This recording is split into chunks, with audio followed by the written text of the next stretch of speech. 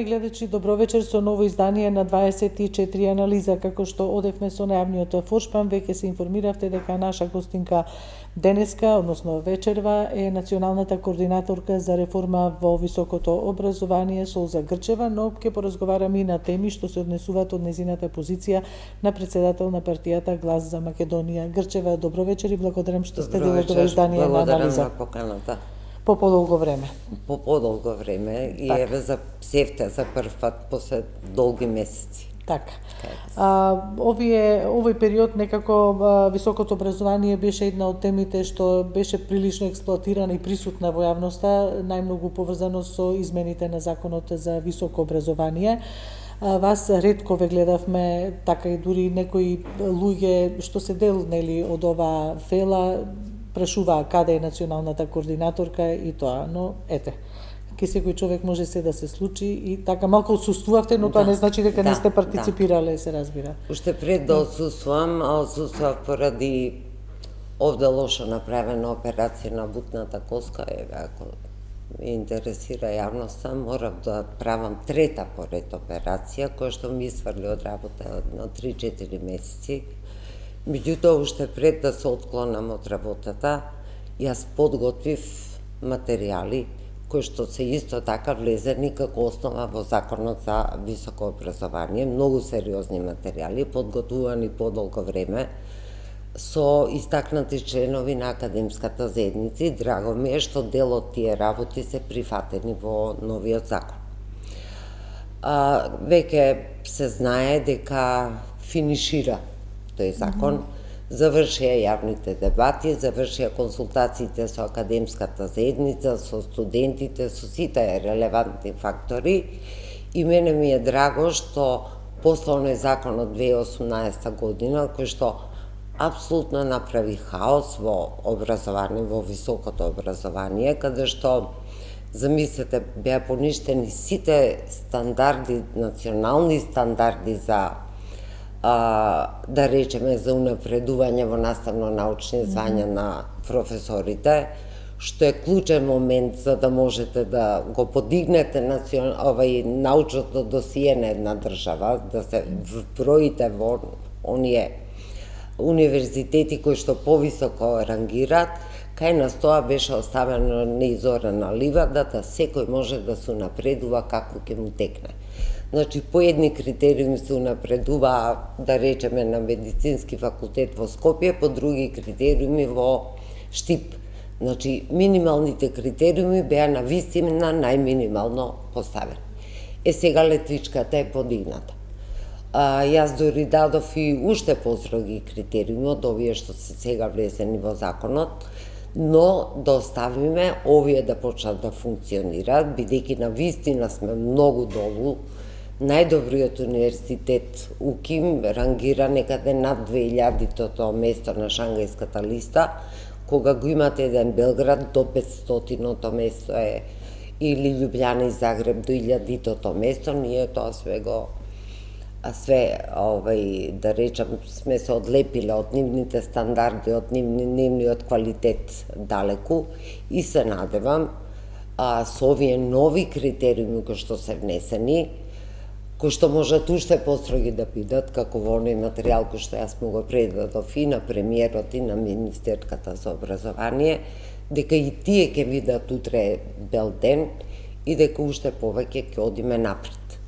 Имаше многу дебати, имаше многу незнаење во јавноста, се манипулираше, да речеме, со тој познат Хиршов индекс, па дури се преслушуваа разни функционери, професори, како тоа сега предлагате закон по кој што ни вие не би станале професор. Би требало сепак научната, односно јавноста, да ги знае тие работи кога прашува и конкретно за тој Хиршов индекс мене ми е драго што во последен момент го исфрлија работната група за изготвување на овој закон, го исфрлија како клучен критериум, тој стана само помошен као да пресуди помеѓу двајца со исти квалификации, бидејќи тој, според тој индекс, да речеме еден Ајнштен би имал само 5 индекс. што е смешно, овдека ги преслушуваа нашиве, зошто ви имате два, не би можеле да влезете и така натаму. Тој едноставно број на списанија и цитати во тие списанија, но е као квадрат. Ако имате 5 научни труда, треба да имате 5 цитати на секој од тие трудови, за да имате 5 индекс. Независно што, да речеме, на познати научници, некои од трудовите им се по илјадници пати цитирани, тоа се им се поништува и им се гледа дали имаат 5. Ако имаат 5 труда, ако имаат 10, по 10 пати треба да бидат цитирани. Постојат порелевантни индекси од тој, као, например, и 10 индексот, кој што број на списанија што ви се најмалку 10 пати цитирани и така натаму, во последен момент го тргна овој Хиршов индекс, кој што не дава права слика за ниедно научно досие. Тоа е као во уметничко лизгање, уметнички дојам. Не е нешто пресудно што ќе ве процени вас како научник. Вие може да имате и еден труд, а да е многу пати цитиран, и тоа цитирано од релевантни институции. Не е бројот на трудовите, сака квантитетот, не значи квалитет сега. Не е само бројот на трудовите, туку и квалитет. Така да се направи едни добри измени, една добра основа се направи, за да може да го подигнеме научното ниво, на што ни недостигаше апсолутно во стариот закон. Така. Грчева, вие прилично бевте гласни кога стануваше збор за образовните реформи, кога бевте пратени во собранието, особено од 2013-14 година околу тие измени што се случува, нели, тогаш во законите за средно образование и за високо и тогаш. Сега рековте дека има еден дел од јавноста, нели, го критикува овој закон, дека критикуваат и тоа што работната група што работела на него била непозната, никаде го немало составот. Критикуваат дека е померка на одредени политичари правен законот, дека е правен за да ќари еден грст на луѓе, не сите. Исто се забележува или како најголема грешка се нотира околу наставно-научните звања, дека мора еден млад човек да помине 3 години како асистент, па потоа, нели, да пристапи кон унапредување на своето наставно-научно звање, што сметат некои дека е практично го затвора системот, дека не значи отворен систем кон кој што можат да пристапат, да речеме, и нашите млади луѓе кои што се едуцираат во странство, а утре ден сакаат, да речеме, не знам, да дојдат и да работат на некоја високообразовна институција. Не знам каде гледаат таму проблем, бидејќи секаде и во странство, во Европа, остана тоа во законот и покрај големите во Европа, да речеме, вие морате да влезете како асистент. Сега, ако сте докторирани и ако имате големо работно искуство, да речеме во техничките науки, имате голем број проекти за себе, има шанси да влезете и директно како доцент, значи во наставно звање. И ја не знам кои се и какви се тие критики. Законот, јако е што сум многу строг наблюдувач на образовните процеси и кој што не би бранила никош нешто што не е забранено, апсолутно не би го бранила и отворено ги кажувам и во рамки на владата сите тие работи. Наоѓам дека ова е минимално потребниот сет за да можеме не да се одлепиме од нулта точка, бидејќи ние не сме нулта, ние сме во слободен пат. Да го прекинеме тој слободен пат и да трнеме нагоре. За тоа се потребни корените реформи во смисол на заострување на критериумите на професорите, односно на целиот наставно-научен кадар. Не знам каде гледаат дискриминација, дека за едни важало, за други не важало, за сите важи.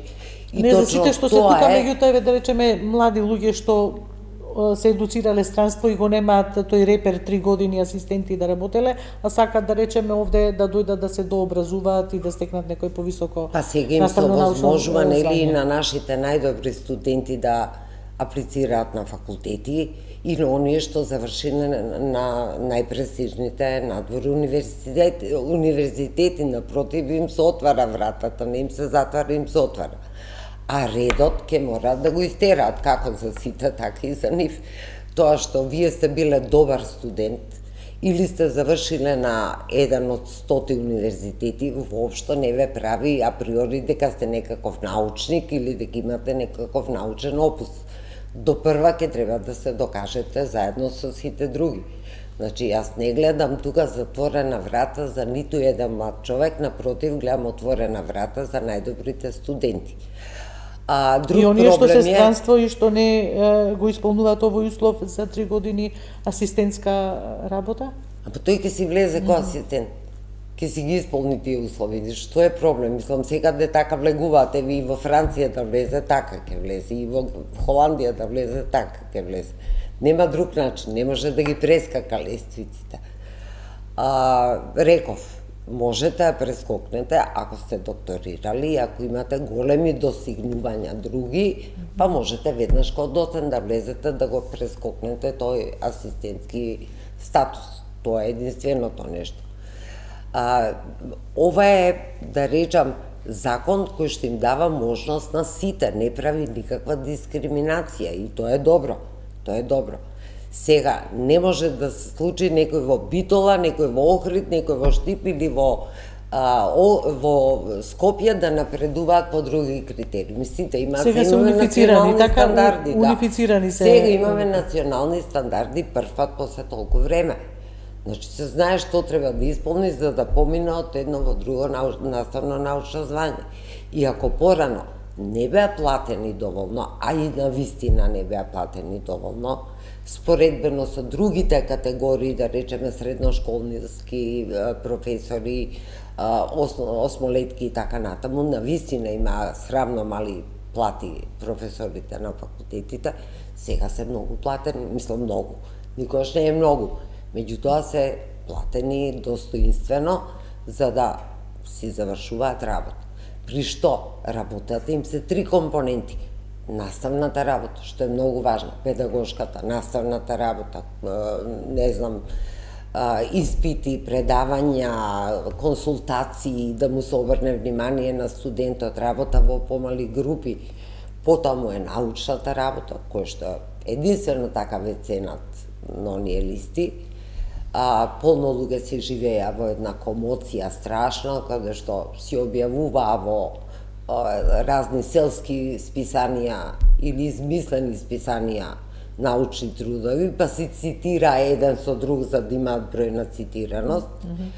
И третата компонента е да работи на проекти, да има да организира научни конференции и така натаму. Значи, овие сите 3 компоненти треба да ги исполни за да биде професор.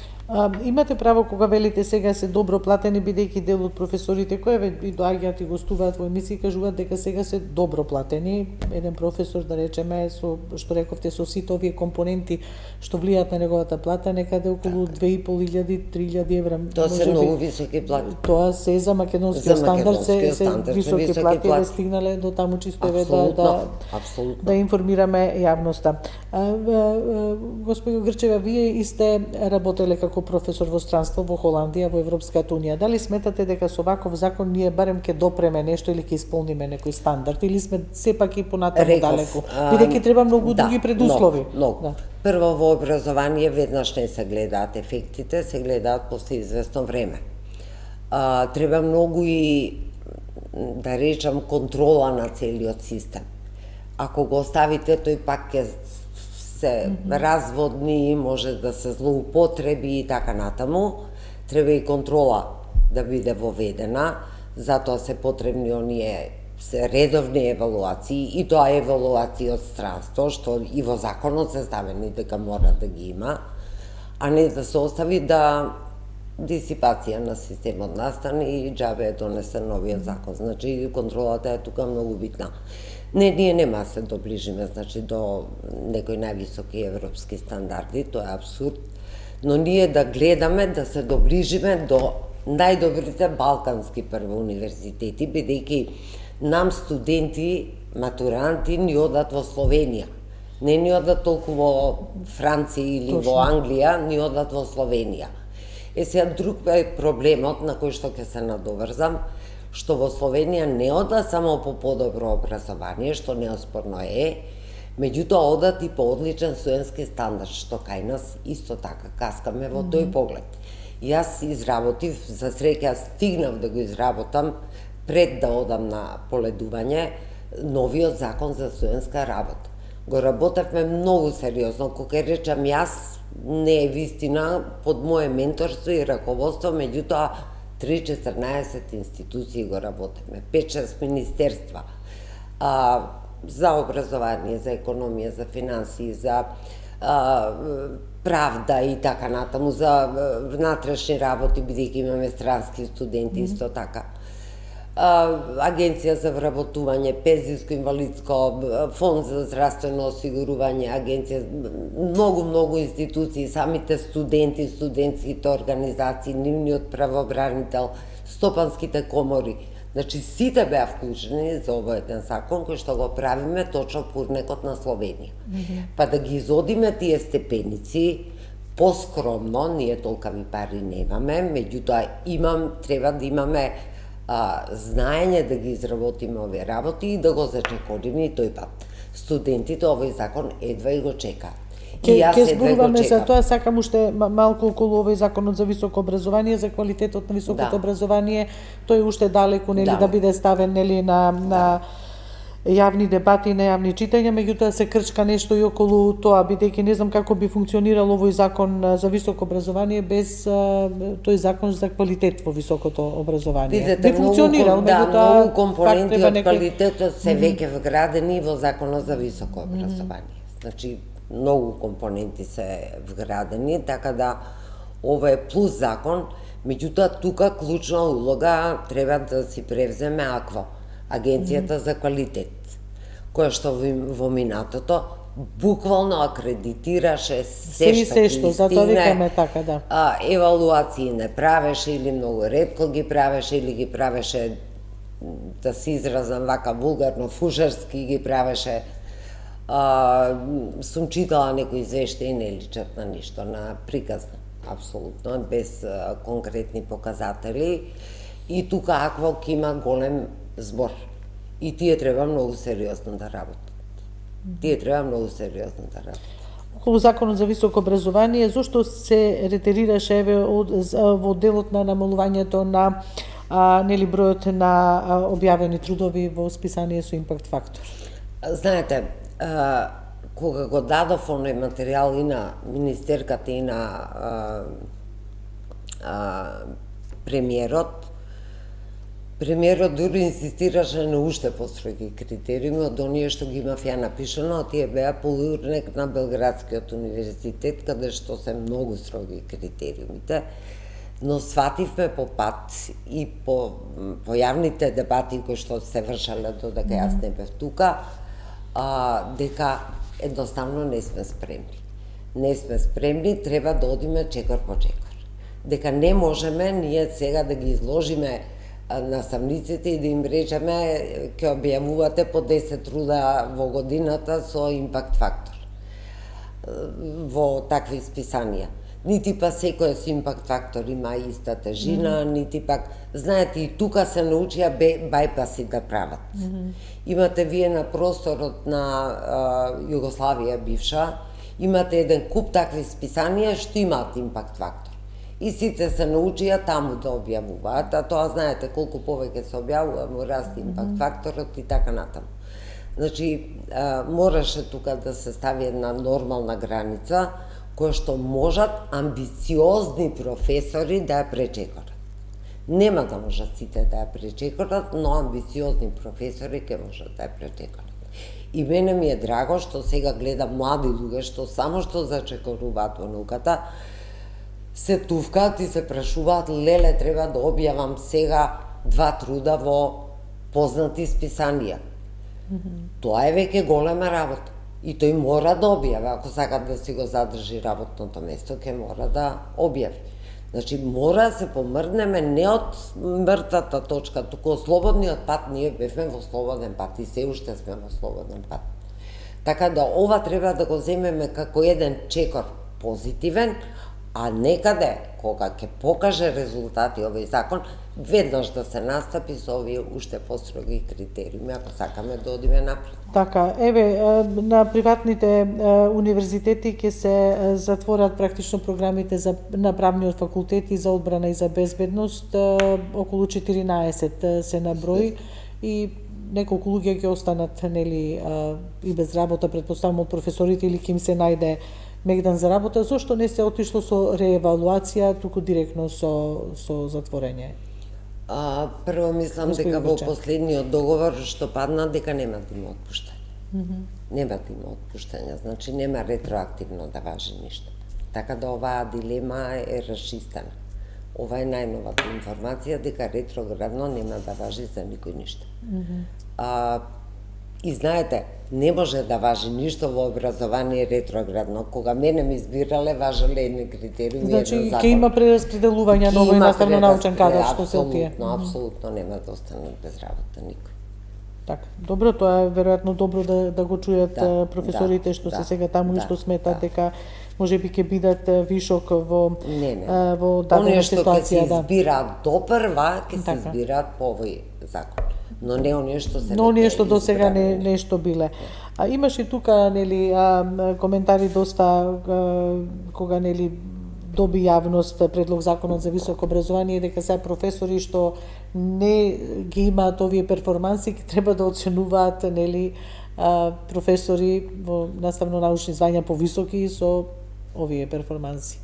Видете, кога имате јасни показатели, не е одговорност на професорот што треба можем да оценува свој колега, туку тој колега е оценен според закон. И тој нема никаков кабајет ако каже овој ги задоволува или не ги задоволува условите. Не е тој што кажува дека некој не ги задоволува условите, тој едноставно не ги задоволува условите законски. Бидејќи законот сега има национални стандарди за квалитет, за минимум она што му е потребно. Рецензенските комисии се тие што се од постоечките професори, но тие не можат да ги ценат по рамките на овој закон. И не гледам во тоа ништо спорно. Иако тие, да речеме, имаат помало некако научно досие или достигнување претходно.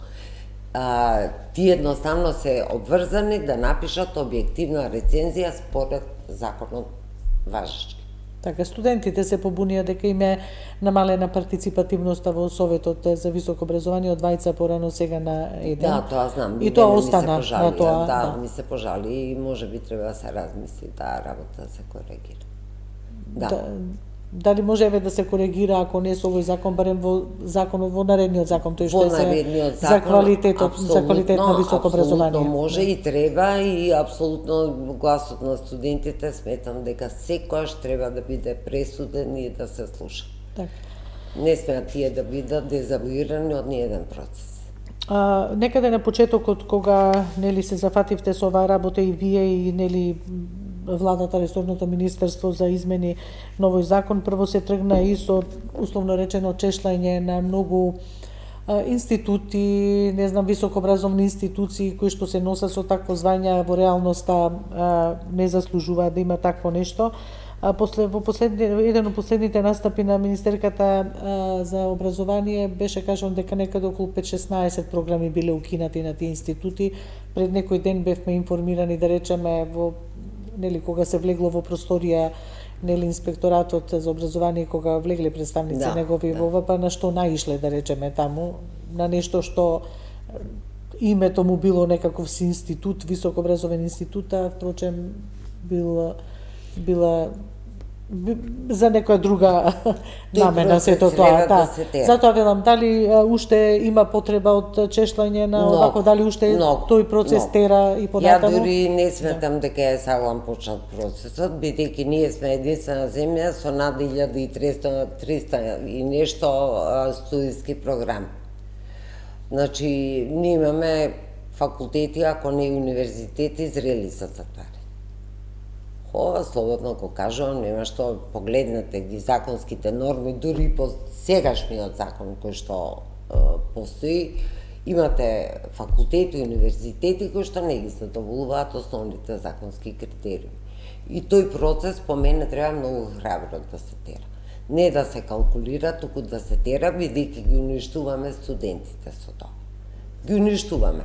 Има чувство дека студираат, ќе добијат утре дипломи, ќе се чудат работодавачите какви студенти добиле, какви, односно завршени некакви стручни луѓе добиле. По мене тој процес треба да оди многу брзо, многу брзо. Ние не смееме да си дозволиме 20 правни факултети во една мала држава или 18 економски факултети или 25 информатики. На што тоа личи? Значи, имаме институции, поготоа па ајде да не се цели институции, меѓутоа студиски програми кои што се за затварање. Знаете, постои една реформа што исто така ја предложив и ми е драго што и во овој закон е тоа тангирано и прифатено. Ние воопшто не ги запишуваме, не ги стимулираме да се запишуваат студентите на така наречени професионални студии, кои што се различни од академските. Кај нас сите одат на така наречени академски студии, па сите и до магистратура стигаат. Кога во Европа меѓу 60 и 70% од студентите се запишуваат на вакви професионални студии. Стручни, како Стручни, меѓутоа се многу сериозни тие. Тоа не значи дека тие професори кои им предават не им ги презентираат и најновите научни достигнувања. Меѓутоа, ти имаат многу повеќе практични вештини, многу повеќе се фокусирани, да речеме, еден програмер. Што ке му е 5 години електрофакултет да заврши или финки, која може за 2 до 3 години да заврши. Значи, мали циклуси и куси, кои што брзо ги сврла на пазарот на трудот. Ние ги имаме во законот, меѓутоа, треба да направиме и мислам дека јас веќе се подготував пред ова да ми се случи за една таква промотивна кампања за такви студии. Добро, веќе во средното образование има информации дека веќе се зголемува бројот на деца од основно што се запишуваат во средно стручно образование, бидејќи тоа низ годините беше помалку омилено, помалку посакувано од страна на младите генерации, што е грешка. Данокот ќе го плаќаме веројатно сите ние како општество и веќе го плаќаме. Но еве добро е да се чуе дека веќе се надоврзува на тој концепт на дуално образование кој што практично се воведе. Значи, ние тие студии треба да ги форсираме, ги има во цел свет. Не е секој спремен да студира академски студии. Таму се повеќе теоретски работи, човек што мисли на докторат да оди, да се занимава со сериозни утре проекти, да речеме проектира брана и така натаму. Но секому тоа не му е потребно. За да бидете книговодител, вие завршувате цел економски факултет, 3+2, 4+1, а за книговодител 3 годишни студии има на сега. Значи, помалце ќе ја чини државата, помалце ќе ги чини семејствата кои што ги студираат децата и ги плаќаат, и децата побрзо ќе наоѓаат работа. Има некоја статистика европска дека 80% од нив уште за 6 месеци наоѓаат работа. Еве, нека не е толку брзо кај нас, но во разговор со стопанските комори што го имав, ти едва и чекаат да проработи еден таков концепт. Сега имате една абсурдна ситуација каде што по закон ги терате. За да биде универзитет мора да има 5 факултети со не знам по колку професори. Ами 5 факултети тие сите отвараат информатика, правени економски, обавезни. Зошто? Ако имате еден универзитет за туризам, како што е овој што го имаме Скопје, мислам се вика.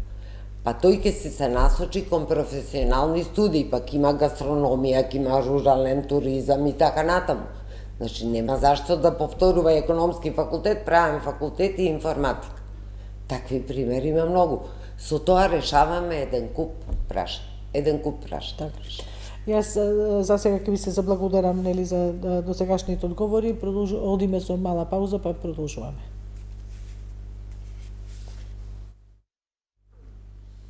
Почитувани, продолжуваме со вечерашното издание на 24 анализа. Како што веќе знаете, гостинка е госпоѓата Солза Грчева, председателка на Глас за Македонија и национален координатор за реформи во високото образование. Господја Грчева, сега пред 10 дена имаше еден настан кој што во јавноста беше протолкуван вака или така и не треба јавноста и граѓаните нели се да знаат, но затоа сме тука медиумите, вие да објасниме со оние студенти од стручни како да кажам факултети или групи, дефектолози, не знам, физиотерапевти и тоа, дека немаат им се одзема практично правото да можат да продолжуваат во повисоки звања, да се унапредуваат, бидејќи имаат само 240 ЕКТС поени или бодови. Што мислите вие? Па еве, да им се даде можност и диференцијални испити да полагаат, бидејќи има на повеќе високо образовани институции и на Штипскиот универзитет, Татовскиот, на Вишата медицинска школа и да не ги редам сега понатаму. Повторно се враќаме на овој проблем што го потегнав јас со професионалните студии. Ние упорно покушаваме да ги изедначиме академските студии со стручните студии. Тоа се универзитетски, професионални студии и не знам зошто Болоња свативме толку црно-бело, толку ригидно, што сега броиме само кредити. Точно затоа и го сакав оваа промоција и ќе ја направам таа промоција на тие професионални студии, кои што треба да одат по други правила и по други теркови. Зошто со сила да ги тераме, диференцијални испити да полагаат, па не знам шо, за да им се Тие луѓе едноставно имаат практична ориентација. Битно е што завршиле, какви предмети, па се влегува и во содржината, се влегува во курикулумот комплетно, за да може да добиете слика што тој човек може да прави, а не да ги исполни кредитите. И никаде тоа така механички не се гледаат тие кредити како кај нас. Колку еве запазувајќи формата, суштината практично губиме, знаеме колку ни се потребни овие баш тие такви кадри за основното образование. Тие влегуваат во професионални студии и не треба се мешаат со академските студии. Тоа е она за што сега пред малку зборував. Значи не треба да се мешаат со академските. И не треба да се сметате академските студии ги студираат деца кои што утре мислат на докторат, да се бават со наука, да работат на сериозни проекти, на многу сериозни проекти. Но ако вие сте се одлучиле да бидете физиотерапевт или логопед, кој што рековте и така натаму, ви имате повеќе од потребни квалификации со тие 240 кредити, дури не би го тоа префрлала во кредити, туку би гледала што тој човек има научено и какви вештини развил. Така. Затоа мора да ги разграничиме, иначе вечно ќе се бориме со оваа дилема. Вечно ќе се бориме. Башка се едните студии, башка се другите студии. Воопшто не би требало да се мешаат тие две студии. Така, во јавноста тоа одекна бидејќи нели не завршиле ни факултети, а одма наеднаш пристапиле, добро е што го прокоментиравме, иако секој факултет има право, дека така треба да се тера таа работа. Дека така е тера цела Европа, тоа не е моја измишлјотина, така е тера цела Европа. Значи, покуси студии кои што имаат полноправна вредност за пазарот на трудот, бидејќи тој човек е остручан за некоја работа што мисли да е работа. Зошто сега да го тераме диференцијални испити и кои би биле тие диференцијални испити? Математики ќе им додаваат, природа и општество што ќе им додаваат. Значи, тој курикулум бил стегнат, направен за некој да го обликува да биде логопед или да биде физиотерапевт. Зошто да му измислуваме сега само за да добие кредити? Одвојување на тие два типа на студии. Професионални, уште ги вика Европа и апликативни студии и академски студии. И тогаш не би имале вакви проблеми. Но за сега останува ова, но постои законска можност за одвојување. Но постои законска можност. Добре, ве, дали ќе се заложите за да се направи така? Апсолутно, реков, мислам и промотивна кампања да направим, да поканам и гости, да речем од Словенија, каде што постојат, од Хрватска, од Србија, нема да одиме подалеку од Германија, од Холандија, да викаме, кај што се најразвиени тие студии, но и секаде ваму постои. Треба и ние да ги развиваме. Ако ги излистате во Србија, Па тоа е еден огромен број на такви институции кои што создаваат кадар специализиран за одредени потреби. А кај нас тоа е има Кај нас има, сите се меѓутоа, како во еве, прво што одделение на факултет се запишуваат. Кој факултет? Медицински. Кој факултет? Правен. Кој економски? Чекај, ако сакам ја да бидам, кој што реков, книговодител, ја не треба цел економски факултет да завршам. Ако сакам да сум програмер, не ми треба електроинженер да бидам. Значи, тие работи мора да ги раздвоиме. Многу ја чинам државата. Многу ја чинам. Тоа се огромни пари. Ги чинат и родителите кои што ги студираат тие деца наместо да се вработат. Значи, ова е сериозно прашање. Има законска подлога да биде применето, но чинам дека свестоста за тоа е многу мала во општество и дека треба да ја подигнеме низ една кампања многу сериозно осмислена. Така. Сакам да ве прашам и околу изборот на ректор во државниот, најстариот државен универзитет во државава. Начинот на избор, вика, може да се измени и со предлог законот за високо образование, иако тој е пред собраниска процедура, како да кажеме. Што со ваквиот начин на бирање? Сега за прв пат гласа Да. сите професори, не гласаше само Сенатот. Да, ве што мислите вие лично, господи Грчеве, дали треба да дојде до измена на читањето на или броењето или сумирањето на гласовите? Треба да дојде, треба да се гледа апсолутната бројка на освоени гласови, а не дистрибуцијата по факултети. Бидејќи сега еве има некои институти помалку важни, Знам, да речеме, што имаат различна тежина на нивните гласови Тоа не би со еден требало да се случи. факултет. Тоа не би требало да се случи. Добро, дали очекувате дека тоа би било една од реформите Исто или така, измените во апсолутно, законот за високо апсолутно, образование? Апсолутно. Така. Сметам. Рековте дека посебно работевте на законот за подобрување на стандардот за студентите. Верувам дека тоа ќе го очекуваат нашите млади, да. што и ќе им овозможи и ќе им даде можност да заработуваат додека студираат. Што И да им како се сте го брои замислиле? пензиски, стажки Така. моди, работодавачите добиваат големи поволности за да не ги вработуваат на црно студентите, бидејќи казните им се големи, а олеснувањето од друга страна им се многу големи. Даночната основица им е многу мала во однос на нормалната даночна основица за редовно вработување. Студентите ќе ги стимулира без да се наруши нивниот студентски процес, бидејќи најважен им е образовниот процес. Им дозволуваме најмногу 20 часа неделно да работат, некој може и 2 часа да работат, некој еден, може 5. Не правиме никаква дискриминација по никаква основа. Тука влегуваат, значи, сите можни студенти на приватни, на државни универзитети, да не зборувам по полова еднаквост, сексуална ориентација и така натаму. Мислам, никаква дискриминација, странци или наши. Значи, ќе имаат поволности прво да видат како се раѓа левот. Сите на запад работат и студираат. Прво малце долеснат и на своите семејства. При што, многу добро е, што не ги губат и оние други придобивки од студентскиот стандард, што веќе ги имаат во вид на семејна стипендија за сиромашни семејства, не ги губат тие привилегии, Так. ни една од тие привилегии. Една стекнато право нели продолжува да биде право, апсолутно, не се губат и студентите се многу мотивирани, бидејќи на некој начин и студентските организации можат да бидат, предвидуваме, да бидат инволвирани во изнаоѓање на работни места за студенти, да потпишат, да речеме, со некоја сериозна фирма како Алкалоид, како меморандум за соработка, па подолгорочно да испраќаме студенти, да испраќаат студенти кои што таму би работеле по време, мислам, на таква една работа, која што нема да им го наруши образовниот процес. И тие со душа го чекаат ваквиот закон, ќе си добијат некоја пара повеќе, ќе научат да бидат општествено одговорни и работливи.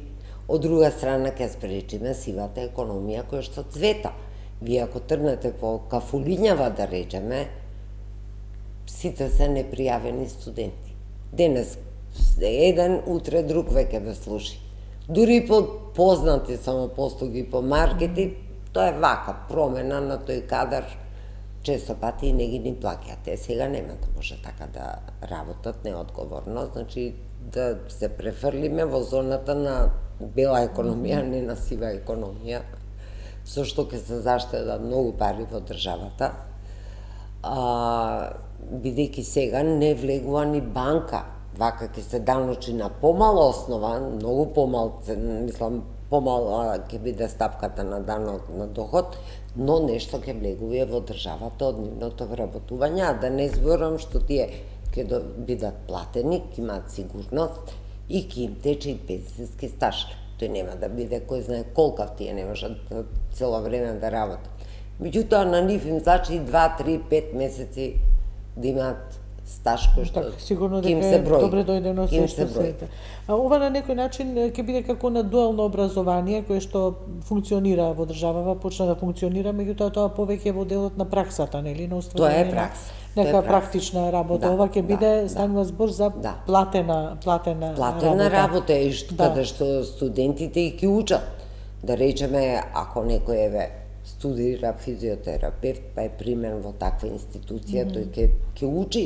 Од која година ќе може да работат студентите, после втора, после прва, или од прва? Од прва. За сите оние што ќе можат... И странски студенти, и нашите студенти од прва година, така и во Словенија, и не мислиме да отстапиме. Од тоа треба да им дадеме шанси, реков, најмногу студенти ни бегаат во Словенија. Не само заради ова, туку и заради студентскиот стандард. Понатаму треба да ги решаваме и проблемот со студентскиот оброк.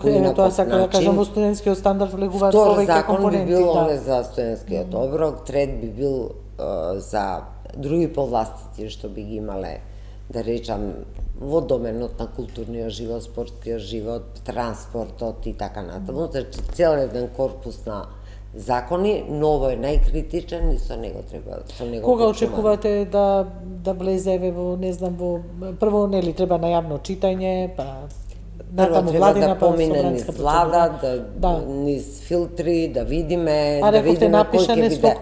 Стокмене Комплетно е стокмен. Ние би биле најсреќни кога би го предложиле самите пратеници, наместо било кое министерство да го предлага, да го предложат пратениците, бидејќи не верувам дека од било која партија некој би имал против ваков еден закон кој што сакаме да ги заштити студентите и студентскиот стандард. Очекувате консензус за ова? Барем за нешто да имаме? Очекувам. Ми треба да имаме што повеќе решенија кои што ќе одат со ваков консензус. Со консензус, би било убаво, меѓутоа, еве, не се случува тоа. Добро, преминуваме кон образованието, го прочеславме, само сакам уште ова да поентираме во овој дел. Рековте Србија и Словенија, каде се далеко отидени во тој систем, и они почна со Болоња, Хрватска, да не зборуваме како членка на Европската унија, исто Словенија и тоа. Едно време припаѓавме на ист образовен систем, да речеме, кога бевме во една заедничка држава. Гледаме они каде се отидени и каде сме ние. Што е главната причина, господин Грчев? Видете, и во тој бившиот систем, нашето образование беше одлично фундирано образование имавме, затоа што одевме по некакви теркови, дури тогаш употребувавме европски стандарди. Сега само ги зборуваме, а тогаш ги употребувавме.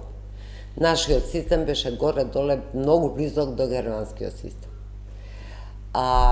И таму има гимназии, кај нас имаше гимназија, и кај нив се истите степени на универзитетите, но да не се лажеме, и во бивша Југославија, во онаа која што се растури како земја, Македонија стоеше полошо од другите. Значи, не бевме на исто рамниште. Сите поамбициозни, ја да речеме, магистарска запиша во Загреб, не ја тера во Скопје. Затоа што беа појаки.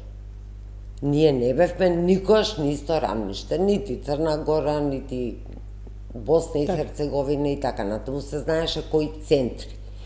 Меѓутоа се знаеше кои центри за кои дисциплини се најаки. Белград, и ако проверите зошто се наоѓа и сега најдобро котира, е заради две дисциплини, математика и физика. Значи, тоа му беше факт. Таму има многу јака математичка школа и школа по физика. Ние не успеавме да развиеме такви едни дисциплини кои што ќе не одвојат од другите, а имавме шанси. Имавме шанси, да речеме, една биологија која што беше многу силна во Македонија, но не добиваше некако поддршка од власта да се доразвие. Македонија, пазете, можеби најбогата по флора, најинтересна флора има од сите овие други држави. Имавме многу сериозни научници таму. Со многу предности ние не сме ги запоставиле, за жал. Да. Сега имаме меѓу младите добри математичари, да се надеваме дека иако интересот нели за професура, нели за завршување на факултет по математика е кога читавме многу мал, еден запишан на група, тоа е ова. А меѓу младите ве читав сега дека веќе имаме двајца прваци до основно образование на европско ниво, што е навистина секој чести за поздравување. Освојуваат олимпијади. Да.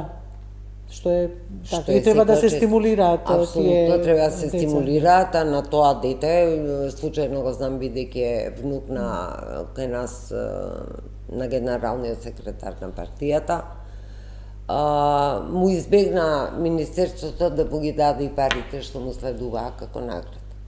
Тоа се случи во време на Мила Царовска. Значи, ние сме несериозни. Ние не знаеме да ги гаиме младите, ние не знаеме да ги цениме знаењата. Да. Кај нас секој се може, секој на секој работно место го бива да работи. Исто таков еден систем на размислување, на матрица на размислување, ќе одиме подолу, меѓутоа мене ме радува што сега се прават некои чекори да се мрдеме од тоа. Така. Господи Грчеве, зборувавме прилично толку за образованието и треба да се зборува апсолутно, бидејќи се е во образованието, се е во едукацијата и тоа малку за политиката. Како сте задоволни од партиципативноста на Глас за Македонија во владата? И колку? Како да ви кажам колку? Ние партиципираме во власта, неоспорно, но знаете, кога ќе бе осаката 2020 година, оно што нам ни се случи една катаклизма на тие избори, каде што ни беа украдени илјадници гласови, значи 20 пратеници, сигурно, со потврда на луѓе што работат во ДИК. Вие стартувате не од нула, стартувате од минус. И вашиот рейтинг во рамки на една коалиција намерно е спуштен и стартувате од едно пониско ниво.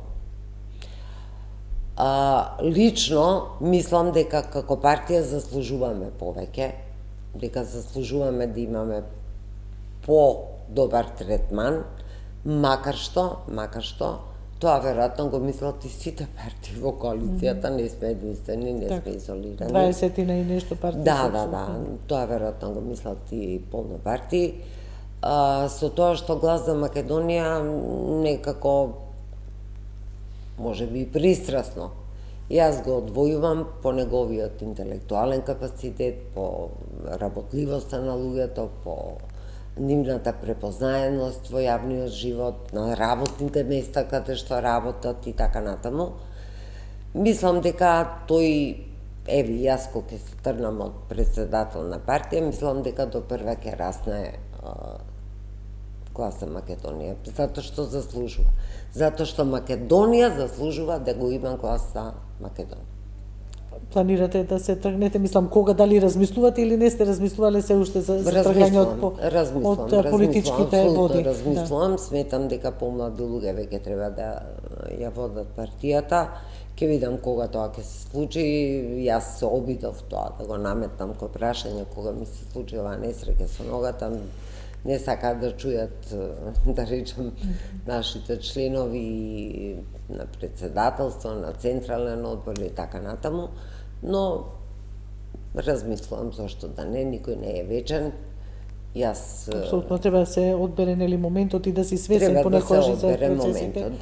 И да се одбере вистинскиот момент кога нели ќе се донесе и таква одлука. Грчева, еве, деновиве повторно имаме околу тоа колку Македонија исполнила околу Европската Унија, колку не исполнила.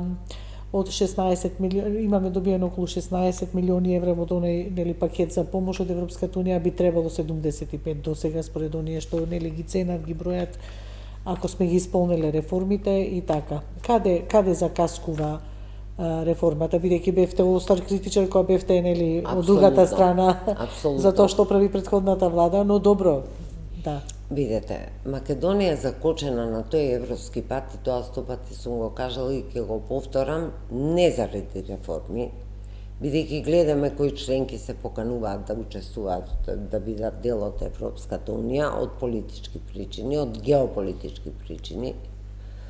Македонија едноставно не им интересна. Не чувствуваат потреба од една Македонија, кој што вратата си ја затвори со влегување во НАТО. Веќе тука е геостратегијата задоволена, ние сме членка на НАТО и зошто се една сиромашна земја со вакви соседи какви што ги има. Мислите членството во НАТО како субститут се гледа за Европската Унија, да речеме, или? Апсолутно, затоа што некој го гледа? Апсолутно, јас така го гледам од самиот почеток. Јас се прекасав кога оние лаги со билбордите ќе влеземе во Европска Унија само да го смениме името, знаев дека се лаги. И тоа го предочував нонстоп. Знаев дека ќе влеземе во НАТО, но не и во Европска Унија. А сите билборди беа дека Европа, никаде НАТО не се спомна на ниту еден билборд, бидејќи ќе беше срамот за НАТО да промените име, ве молам. Македонија направи еден таков преседан невиден, мислам власта на Заев тоа време, да идентитетски прашања како име, граѓанин или државјанин или на припадник на заедници и така натаму измешано се во наши несмешни пасоши. Идентитетски прашања влезат како услов за давање вето или не вето. Од тогаш натаму тргнали згалицата надолу. На бугарите им се наостри јазавите, си вика што ме еднаш помина овие дадоа се што може и не можеа, зошто и ние да не си го побараме својот бугарски дел, кој што го гледаме во Македонија, па нивната неостварена желба датира уште од Сан Стефанска Бугарија. Тие сега начекаа момент да полека и они ја гледате ли нека да излезе од овој галиматија со Бугарија, господин Грчеве? Гледаме дуи дека први стапува кон иницијатива, колку ќе се реализира тоа е друго прашање, меѓутоа ете за нели практично пратениците да се потпишуваат, да се анкетираат кој е за Европската Унија, кој не е, односно за уставни измени. Ама ние сите можеме да бидеме за Европската Унија и сме. И сме, добро, и поддршка но голема ужива. работата што Европската Унија не е за нас. И тоа никако да се свати. Кој да потпишува? Нека потпишат кај Урсула фон дер Лајен, нека се потпишат во Брисел дека ќе важат и за нас копенхашките критериуми, а не билатерални прашања да се внесуваат. Оној момент со преспанскиот кога се направи тој преседан, веќе нас не чека преседан по преседан. И јас не очекувам ништо добро. А реформите кои они гледаат, апсолутно не ги интересираат нашите реформи. Верувајте, не ги интересираат. Зарем очекуваат реформи? Добро, ние треба да се реформираме заради нас самите. Тоа е еден од начините да станеме Европа, е да се реформираме себе си. Тоа е еден од најсигурниот начин. И што се вели Европа дома да ја донесеме, што сега ама тоа е најсигурниот начин. Така ви расте цената. Така и ви расте цената на пазарот, тој е европски. Второ, таа е толку оптеретена со други проблеми. Гледате во каква енергетска криза ја влезе на Европа.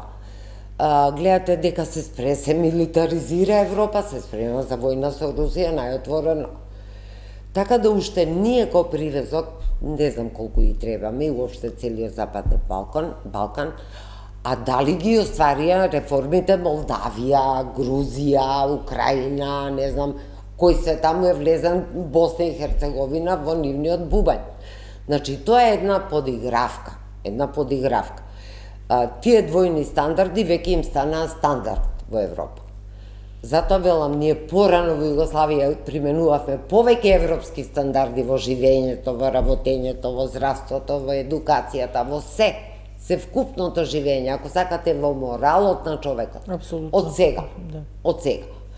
И јас не знам кои се тие европски критериуми за да ние влеземе односно ги почнеме преговорите, не станува збор за влегување. Да. Со на француска несрекна рамка која што ја прифатија, ние можеме да бидеме вратени во секој момент назад и кога ништо да не сме работеле. И сега ние сме во рацете на Радев. Па Радев е познат националист. Ја не знам кој се израдува дека Радев дојде на власт во Бугарија, бидејќи тој може би си е добар за Бугарија, затоа и така акламативно беше гласан со околу 40% гласови, бидејќи ГЕРБ веројатно забразди многу во криминал и ги гледав они огромни процеси во Бугарија. За нив е можда добар. Меѓутоа и Србија изреагира, иако му честитаа сите, меѓутоа изреагира дека 5 пати им ставаат вето на третото поглавје да не можат да го отворат. Што очекуваме ние дека нема да ни става вето? Па за секоја учебник по историја ќе ни става по едно вето. Значи, ние треба да си ја фатиме работата зрело и јасно тука да ги подредиме работите, да си ја дигнеме цената на нашиот пазар пред се, па со тоа да се дигне нашата цена и да гледаме некои други патишта, да се бориме во Брисел, во Страсбург, да се бориме да се трнат идентитетските прашања, иначе ништо не прави. Нам не ни треба такви обезглавени да влагаме било каде. Гледаме дека циркулираат некои документи по Европски парламент, што наши, што бугарска страна, нешто се случува зад завесата, меѓутоа фактот е дека на Македонија како дополнителна обврска, нешто што сме ја превзеле ние, ако не од ова влада, претходната нели влада, за уставните измени. И тука е сега дека тешко уставни измени сме тоа сега веројатно не се размислува во владата за да се постави тоа прашање. Таман работа. Па со кој тоа би го направили? Мислам, без дополнителни гаранции, нели, оно што очекуваше владата. Стратегијата на владата, меѓу другото, е реципроцитет. Ако вие барате да бидете ставени во нашиот устав, тогаш и ние бараме. Ама не ни е таков уставот, нашиот граѓански устав, сите се бугари. Не ме интересира и нашиот устав не е селски буквар. Да може секој сосед да ни го отвара. Доволно е што ставивме наместо малцинства делови од народи. Единствени. Доволно е што азном си го трнавме преамбулата од устав.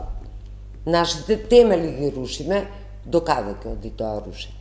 Како што ќе влеземе ние, како кој ќе влеземе ние? Значи, не можете вие заради членство во било која организација да давате све што можете и не можете. Мене ми е криво што за НАТО успеа да продадат име и презиме и све. Тоа беше недопустива работа, бидејќи НАТО ни зожак ќе не бутнеш и да не сакав. А каму ли ще да даваме отстапки? И тоа како му беше, они знаеа дека се крчка работата Украина со Русија, онија крчка, значи не крчка јас и Македонија, онија крчка, не биле толку паметни да проценат, бидејќи они беа инволвирани. Знаеа дека ние сме им потребни. Значи, ние сме им потребни за ова јужно крило на НАТО. И да не сакавме ке не бутне, Еве, дали сега тоа може да се случи и да не сакаме да не бутнат во Европската унија, бидејќи имаше и такви тези, со тоа, нели, прво да не примат, па после да испорачаме, нели, реформи, со тргање, нели, на можноста за гласање со вето. Не верувам. Без еден глас, не верувам. Ако е НАТО врзано со тоа... Еве, дали верувате во такво нешто, бидејќи и тоа го имаше Не верувам, ако е НАТО врзано со давање на големи пари од наша страна, ние се врзавме на 5% од БДП да даваме во НАТО. Толку се барањата, да речеме, на Соединетите американски држави. Ова е врзано со давање на фондови разни од Европската унија, што се потенки и потенки, бидејќи сметете дека најакиот стол на Европската унија беше Германија и се уште е, меѓутоа таа се деиндустриализира со немање на ефтина енергија. Низиното чудо почиваше на нивната работливост, на нивното фантастично образование и на ефтина енергија. Сега нема ефтина енергија. Така да, се помалку пари ќе има фондови за да се расфрлат и овие пари што ги кажувате се никакви пари, ние порано добивавме поделено за пари. за нели државите од Апсолутно, ние Западен Балкан, порано добивавме повеќе пари, ова се многу ситни пари. Но ние сега да се продаваме за грст сребреници, што прашање и кога ќе ги ни дадат и зашто ќе ни дадат и со кои услови ќе ни ги дадат, мене ми е повеќе од вулгарно. Значи, треба да се процени геостратешката ситуација. Кога се склопат коцките, ако се склопат коцките, на сила ќе не бутат. А сега не е дојден тој момент. Сепак верувате во такво нешто, така дека... Па може да се случи ако ептен многу им треба. Меѓутоа, на НАТО му требавме. И што ни требаше да даваме имиња, све живот да даваме за НАТО. Тоа е една таква лоша политичка проценка од невиден тип и таа го отвори преседанот сега да повторно идентитетски прашања ни се наоѓаат во преговарачката француска рамка, што е срамно. Поготоа ние протоколи настрана од Европската унија, господи Грчева, што мислите како се движат реформите? Во Македонија, Да. видите, одат полека, одат. Премиерот кажа денес дека не е точно таа манипулација што ја прави опозицијата со бројот на тие неисполнети индикатори, дека од 22-17 ќе бидат исполнети до крај рок грейс период. Уште 2 што месеци, имаме не во знам, јуни. од продолжениот Грейс рок, периодот за 25-та трае до јуни, крај на Да. јуни. Дека ќе бидат исполнети. Но, пак се враќам, ние треба да ги правиме реформите што нам ни се потребни, а пред се ни се потребни реформи во образование, во здравство, во правосудство. Тоа мораме да го тераме. И инфраструктурните проекти. Ние сме единствена земја без воз. Замислете, воз нема, што вози низ држава. Немаме еден пат до Охрид се прави со децени. Кои критериуми треба да исполниме ние? Значи, правосудството мора да се реши, да се... И мене ми се бендисува овој начин на предлог на владата, да самата фела си ги предлага и си ги избира членовите на судскиот совет и членовите на советот на обвинители. А не од собрание 20, па Бадентер уште 20, па не знам, и така натаму. Значи, тие знаат кои колеги се најдобри и највредни. Тоа е еден најдемократски принцип. Очекувам тоа да направи разлика. Така, еве дали очекувате дека Влен ќе дојде до соокрупнување, нели, на Влен се зборува влегување на села, да дојде до оној потребен Бадентер со кој што, нели, досега дуи гове бајракот, како да кажеме, условно речено, да. Навистина не знам. Навистина не знам и дали ќе дојде и на кој начин ќе дојде до тоа окрупнување на Влен. Дај Боже да дојде. Сега за сега коректно се однесуваат во владата и мислам дека имаме добар партнер по ожите на Влен, многу подобар него која би бил Дуи. Дали ќе Бадентер ќе го снема заради окрупнувањето, не сум многу сигурна, бидејќи Бадентер е наметнат од надвор. Не е тоа наша Добро, но има законски, нели, системски закони што се гласа со Бадентер. Она што мене ме боли е што се ставаат сопки на изборниот закон, односно на се инсистира и понатаму на оној рецидив наречен техничка влада, кој што е апсолутно непотребно. Но добро ве изгласана е да нема веќе техничка влада, нели вчера се изгласа. Затоа велам, тоа ме нервираше како систем, влада. Да се буниме да имало техничка влада, ништо не време со таа техничка влада. Нити ВМРО направи со таа техничка влада нешто, нити СДСМ. Така, добро, таа веќе изгласана е, нели, да нема техничка влада од првите наредни парламентарни избори, не првите што ќе дојдат, него тие после нив.